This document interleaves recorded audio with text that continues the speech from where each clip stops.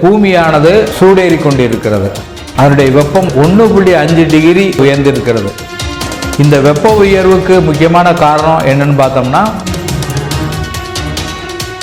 இவர்களால் இந்த வெப்பத்தை ஒழுங்குபடுத்த முடியாது. அப்ப என்ன ஏற்படுது என்று சொன்னால், இந்த வெப்ப மரணத்தை எப்படி தவிர்ப்பது என்று சொன்னால், தினபூமி யூடியூப் நேயர்கள் அனைவருக்கும் அன்பு வணக்கம். இப்பொழுது நாம் கோடை காலத்தில் சந்திக்க இருக்கின்ற ஒரு மிகப்பெரிய பிரச்சனையை பற்றி பேச போகிறோம். இது உங்களுடைய உடலை பாதுகாப்பதற்கு, உயிரை பாதுகாப்பதற்கு, உடைமைகளை பாதுகாப்பதற்கு உரிய ஒரு வீடியோவாக இருக்கும் என்று நான் கருதுகிறேன். குறிப்பாக என்னன்னு சொன்னோம்னா, இன்று பூமியானது சூடேறி கொண்டிருக்கிறது. அதனுடைய வெப்பம் உயர்ந்து கொண்டே இருக்கிறது.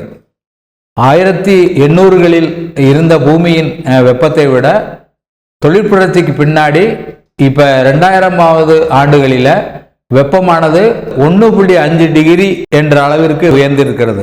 இந்த வெப்ப உயர்வுக்கு முக்கியமான காரணம் என்னன்னு பார்த்தோம்னா, குளோபல் வார்மிங் என்று சொல்லக்கூடிய ஒரு புவி வெப்பமயமாதல் என்ற ஒரு காரணமாகும். புவியில் ஏன் வெப்பம் கூடிக்கொண்டே இருக்கிறது என்று சொன்னால், புவியில் இருக்கக்கூடிய வளிமண்டலத்தில் கார்பன் டை ஆக்சைடு அளவு கூடிக்கொண்டே இருக்கிறது. இப்போ தொழிற்புரட்சி வருவதற்கு முன்னாடி 280 ppm இருந்த கார்பன் டை ஆக்சைடு அளவு என்பது இன்றைக்கு 440 ppm அளவிற்கு கூடியிருக்கிறது. இதன் காரணமாக பூமியினுடைய வெப்பம் என்பது 1.5 டிகிரி செல்சியஸ் அளவிற்கு உயர்ந்திருக்கிறது. இந்த வெப்ப உயர்வுக்கு காரணம் என்னவென்றால், கார்பன் டை ஆக்சைடு நமது வளிமண்டலத்தில் கூடியிருக்கிறது.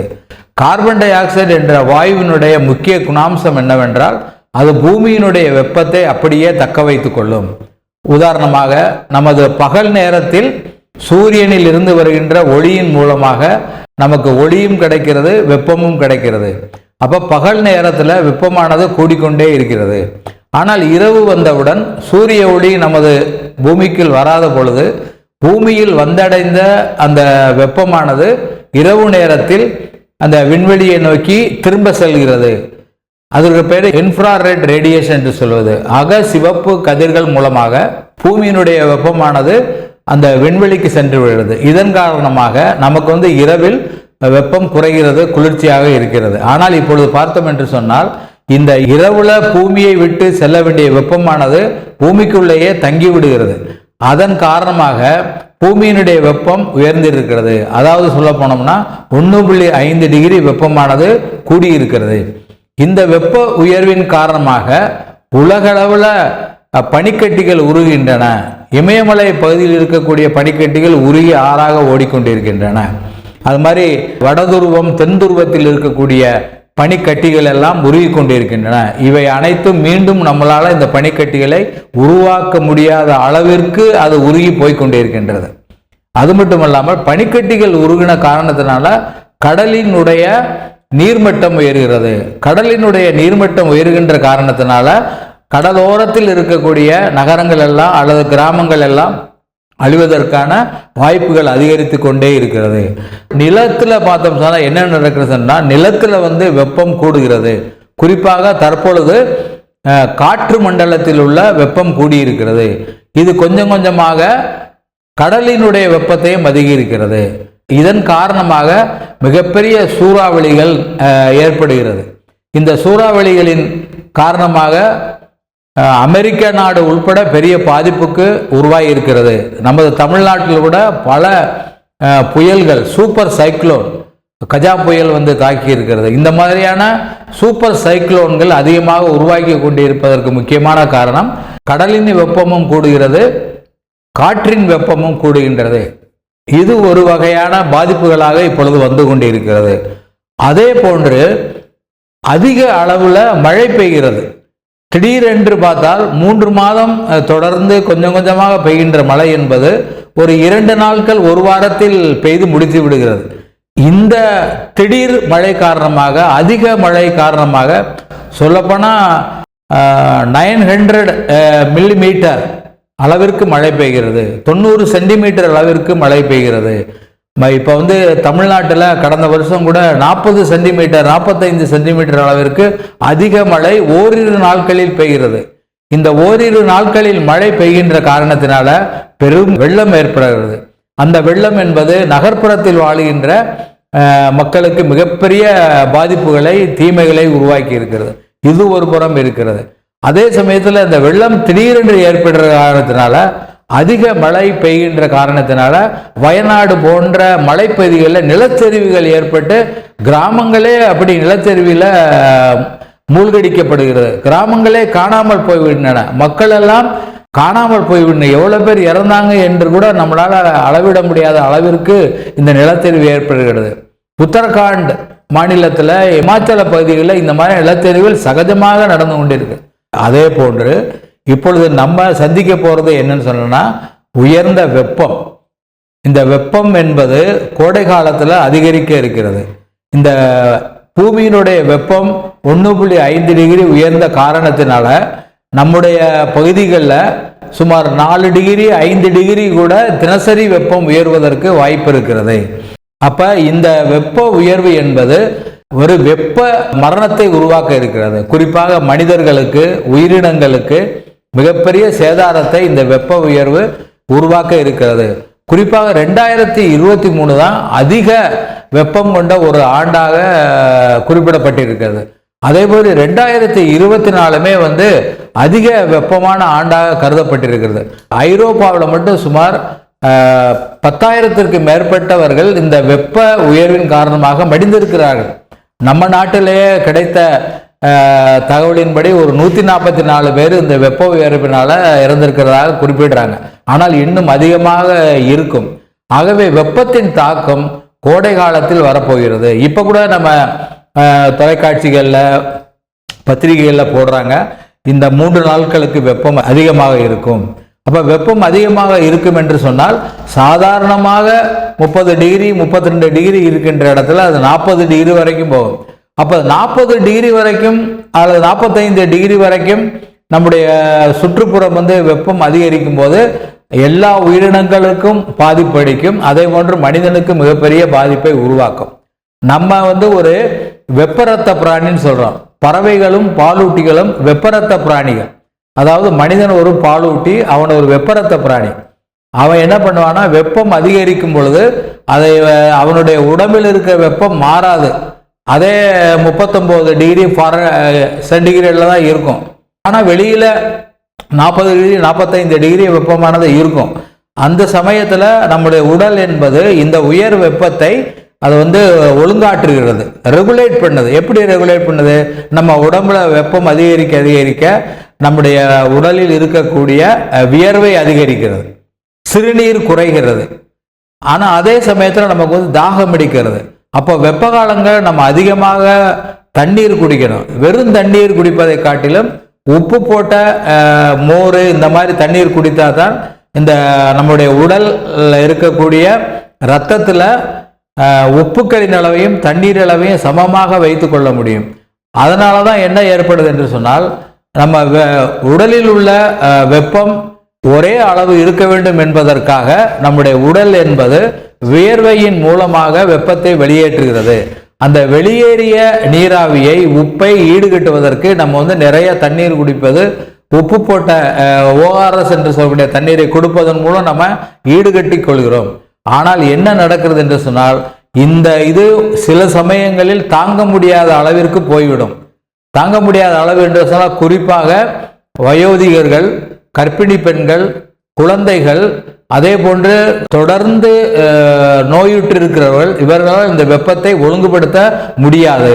அப்ப என்ன ஏற்படுது என்று சொன்னால், இந்த மாதிரியான வல்னரபிள் பாப்புலேஷன், பாதிப்புக்கு உள்ளாக்கூடிய இந்த பகுதி சார்ந்த மக்கள், அவங்க முதல்ல அவங்களுக்கு ஹீட் ஸ்ட்ரோக் வரும். ஹீட் ஸ்ட்ரோக் என்பது என்னன்னா, அவங்க நிலை தடுமாறி ஒரு மூச்சு விட முடியாத இயலாமையான நிலைக்கு போயிடுவாங்க. அப்போ உடனடியாக அவங்களுக்கு நம்ம ஒரு ட்ரீட்மெண்ட் கொடுக்கணும், சிகிச்சை அளிக்க வேண்டும். அப்போ வெப்பம் அதிகரிக்கும் போது ஹீட் ஸ்ட்ரோக் வரும். அடுத்தபடியாக ஹீட் கோமா வரும். ஹீட் கோமா என்பதுனா மூளை கம்ப்ளீட்டா பாதிப்பாயிரும். பட் உடல் ஏங்கி கொண்டு இருக்கும், கோமா ஸ்டேஜுக்கு போயிடும். அப்போ என்ன ஏற்படும்னா, அவங்களுக்கு ஒரு சப்போர்ட்ஸ், அவங்களுக்கு மெடிக்கலா ட்ரீட்மெண்ட் கொடுக்க வேண்டியதா இருக்கும். இது டெம்பரேச்சர் அதிகரிக்கிற 2வது நிலை. மூன்றாவது நிலை என்னன்னா ஹீட் டெத், அந்த வெப்ப மரணம் ஏற்படுகிறது. இந்த வெப்ப மரணம் என்பது நமது உடல் என்பது இந்த வெப்பத்தை சீராக்க முடியாத அளவுல இது ஏற்படுகிறது. இந்த ஹீட் டெத் தான் நம்ம ஐரோப்பாவில் 10,000 பேருக்கு மேல் செத்தாங்க, இந்தியாவில் 100க்கு மேற்பட்டவர் செத்தாங்கன்னு சொன்னா இது வெப்பத்தினால் ஏற்பட்ட மரணங்கள். இந்த வெப்ப மரணங்கள் என்பதை நம்ம அதிகரித்து கொண்டே இருக்கிறது. இந்த வெப்ப மரணத்தை எப்படி தவிர்ப்பது என்று சொன்னால் நம்ம இந்த மாதிரியான முதியவர்கள், கர்ப்பிணி பெண்கள், குழந்தைகள், தீவிர நோயுற்றவர்கள் எல்லோரும் வெப்ப காலத்தில் வெளியே போகக்கூடாது. வெளியே போனால் அந்த வெப்ப நம்மை தாக்குதலுக்கு உருவாக்கும். அதனாலதான் இப்ப தமிழ்நாடு அரசு கூட இந்த வெப்ப பாதிப்பை ஒரு டிசாஸ்டராக அறிவித்திருக்கிறது, ஒரு பாதிப்பாக அறிவித்து அந்த வெப்பத்தினால இறக்கக்கூடியவர்களுக்கு இழப்பீடு தொகை கொடுப்பதாக கூட அரசாங்கம் அறிவித்திருக்கிறது. அதே போன்று இந்த வெப்ப இழப்பை தவிர்ப்பதற்கு பள்ளிகள் மூலமாக இயற்கை மன்றங்களை உருவாக்கி கிராமப்புற மக்களுக்கு வெப்பத்தினால் ஏற்படும் விளைவுகளை பற்றி விழிப்புணர்வு உருவாக்குவதற்கு அரசாங்கம் நிதி ஒதுக்கி இருக்கிறது. ஆக வெப்பம் என்பதும் ஒரு மிகப்பெரிய சீர்கேடாக, ஒரு திடீரென்று ஏற்படுகின்ற டிசாஸ்டராக, பாதிப்பாக இருக்கிறது. எப்படி வெள்ளம் நமக்கு பாதிப்பு ஏற்பட்டதோ அதுபோல வெப்பமும் பாதிப்பு ஏற்படுத்தும். அந்த அடிப்படையில் அப்போ வெப்ப காலங்களில் என்ன பண்ணோம்னா, மதுரையில் போன வருஷம் என்ன பண்ணா ஒரு ரொம்ப ஆச்சரியமான விஷயம், மதுரை எம்சி ஸ்கூல் பக்கத்தில் இருக்கின்ற ஒரு சிக்னல்ல 4 புறமும் பச்சை துணியில ஒரு பந்தல் போட்டிருந்தாங்க. அப்புறம் தான் தெரிஞ்சு அந்த பந்தல் எதற்கு போட்டிருக்கார்கள் என்று சொன்னால், இந்த 2 வீலரில் வர்றவங்க அந்த சிக்னல்ல நிற்கும் போது வெயில் பாதிப்பு அடையாமல் இருப்பதற்காக, வெயிலின் தாக்கம் குறைவதற்காக அந்த பந்தல் போட்டுறாங்க. இது ஒரு அருமையான முன்னேற்பாடு. இன்னும் சொல்ல போனா நகர்ப்புறங்கள்ல வசதி மிக்கவங்க தங்களோட மொட்டை மாடியில கூட என்ன பண்ணாங்கன்னா, இப்ப என்ன போட்டிருந்தாங்க, கொட்டகை போட்டிருந்தாங்க. அது ஏசிலாம் இல்லாத காலம், அதனால அந்த ஏற்பாடுகள் இருக்கு. இன்றைக்கு பார்த்தீங்கன்னா எல்லார் வீட்டிலையுமே ஏசி விட்டது. அப்ப வெப்பத்தை குறைப்பதற்கு ஏசியை பயன்படுத்துறாங்க. அப்ப ஏசி அதிகமாக பயன்படுத்துவதன் மூலம் அதுவே ஒரு வெப்ப உயர்வுக்கு காரணமா இருக்கு. 2 டிகிரி செல்சியஸை இந்த ஏசி போடுவதனால உயர்த்தி விடுகிறது. அப்ப இந்த காலகட்டங்கள்ல இந்த வெப்ப உயர்வை தவிர்ப்பதற்கு நம்ம வெப்ப உயர்வை நம்ம சமாளிப்பதற்கு நம்ம பல நடவடிக்கைகளை எடுத்தாக வேண்டும். அது மட்டுமல்லாமல் வெப்ப காலம் மட்டுமல்லாமல் வெப்ப காலத்தை நம்ம சந்திப்பதற்கு மழை காலத்தில் உள்ள தண்ணீரை எல்லாம் சேமிக்க வேண்டும். குறிப்பாக கிராமப்புறங்களில் கால்நடைகள் இருக்கின்றது, பறவைகள் இருக்கின்றது, மக்கள் இருக்கின்றோம். எல்லாருக்கும் வேண்டிய தண்ணீரை நம்ம அந்த குறிப்பிட்ட காலத்தில் பெய்கின்ற மழையை சேகரித்து வைத்துக் கொண்டோம் சொன்னால் இந்த மாதிரியான கோடை காலங்களிலே நம்ம அதை பயன்படுத்தி கொள்ள முடியும். நகர்ப்புறங்களிலே பறவைகள் அதிகமாக இருக்கின்றன. ஆகவே தான் இந்த கோடை காலங்களில் பறவைகளுக்காக மாடிகளில் நம்ம கிண்ணங்களில் தண்ணீர் வைத்தால் பறவைகள் நம்ம பறவைகளை காப்பாற்ற முடியும். பறவைகளினுடைய தாகத்தை தீர்ப்பதற்கு அந்த மாதிரியான வேலைகளை நம்ம செய்ய வேண்டியது இருக்கு. அதே போன்று வெப்ப காலங்களில் குறிப்பாக 12 மணியிலிருந்து 4 மணி வரைக்கும் நம்ம வெளியவே போகக்கூடாது. 12 மணியிலிருந்து 4 மணி வரைக்கும் எந்த மாதிரியான வேலைகளையுமே செய்யக்கூடாது. குறிப்பாக வெயில் படுகின்ற இடத்துல அந்த திறந்த வெளிகளில் நம்ம வேலை பார்க்கக்கூடாது. கடந்த ஆண்டில் கூட சென்னையில் கட்டிட தொழிலாளர்கள் நிறைய பேர் பாதிக்கப்பட்டாங்க. அதனாலதான் இன்றைக்கு தமிழ்நாடு அரசு வெப்பத்தை எதிர்கொள்வதற்காக சட்டங்களை உருவாக்க இருக்கிறது. குறிப்பாக அந்த 12லிருந்து 4 மணி வரைக்கும் வேலையை குறிப்பிட்ட காலங்களிலே நம்ம நிறுத்தி வைப்பது. கிராமப்புறங்களில் பார்த்தீங்கன்னா கிராமப்புற வேலை வாய்ப்பில் இருக்கக்கூடிய வயது முதிர்ந்தவர்கள், அதில் வேலை பார்க்குறவங்கலாம் அந்த நேரத்தில் நமக்கு வேலை கொடுக்கக்கூடாது. இப்படி நம்ம அதே மாதிரி இந்த வெப்ப காலத்தில் நம்ம நிறைய தண்ணீர் குடிக்க வேண்டும், உப்பு சர்க்கரை கலந்த நீரை கொடுக்க வேண்டும், வெயிலில் வரக்கூடாது. இந்த 12லிருந்து 4 மணி என்பது மிகப்பெரிய ஒரு வெப்பம் அதிகரிக்கக்கூடிய காலத்தில் நம்ம பாதுகாப்பாக இருக்க வேண்டும். இதை ஒரு பேரிடராக அறிவித்திருக்கிறார்கள். வெப்ப பேரிடரை தவிர்ப்பதற்கு எடுக்கப்பட்ட முன்னெச்சரிக்கையில் இங்கே கேட்டிருக்கீங்க. நாம் ஒவ்வொருவரும் முன்னெச்சரிக்கையாக இருக்க வேண்டும். அரசாங்கமும் முன்னெச்சரிக்கையாக நடவடிக்கைகள் எடுக்க வேண்டும் என்று கேட்டுக்கொள்கிறேன். நன்றி, வணக்கம்.